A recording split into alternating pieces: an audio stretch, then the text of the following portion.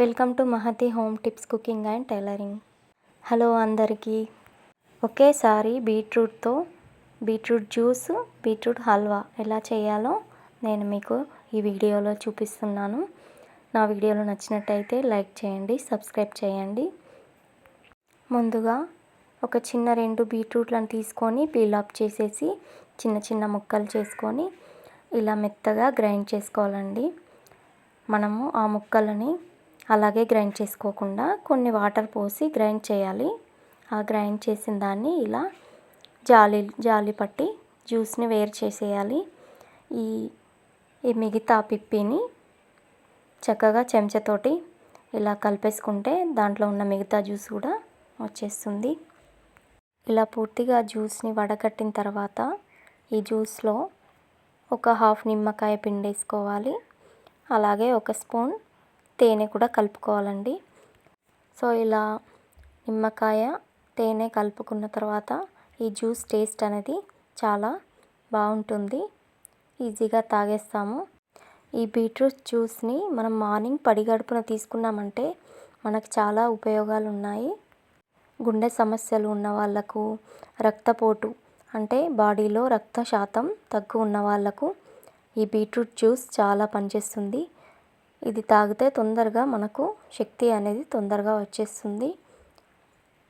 గుండెపోటు సమస్యలు ఉన్న వాళ్ళకు కూడా ఈ జ్యూస్ చాలా మంచి చేస్తుంది. ట్రై చేసి చూడండి. తర్వాత మనం ఈ జ్యూస్ చేయగా మిగిలిన బీట్రూట్ పిప్పి ఉంది కదండి, దాన్ని ఒక చిన్న బగోన్లో నెయ్యి వేసుకొని ఇలా డ్రై ఫ్రూట్స్ వేసుకొని దూరగా వేయించేసుకోవాలి. హల్వా కోసం చూపిస్తున్నాను. నెక్స్ట్ హల్వా చేస్తున్నాను. నెయ్యిలో ఒక 2 స్పూన్ నెయ్యి వేస్తే సరిపోతుంది. ఎందుకంటే మనకు ఒక చిన్న బుట్ట గిన్నెడంతే వస్తుంది హల్వా. ఎందుకంటే ఏది వేస్ట్ కాకుండా చేసుకోవాలని నేను మీకు ఇలా చూపిస్తున్నాను. చిన్నపిల్లలు అయితే ఈజీగా తినేస్తారు. అందులోనే కొన్ని ఇలాచీల ముక్కలు సన్నగా దంచేసి వేసాను. ఈ మిగిలిన బీట్రూట్ జ్యూస్ చేయగా మిగిలిన పిప్పిని దాంట్లో వేసేసాను చూడండి.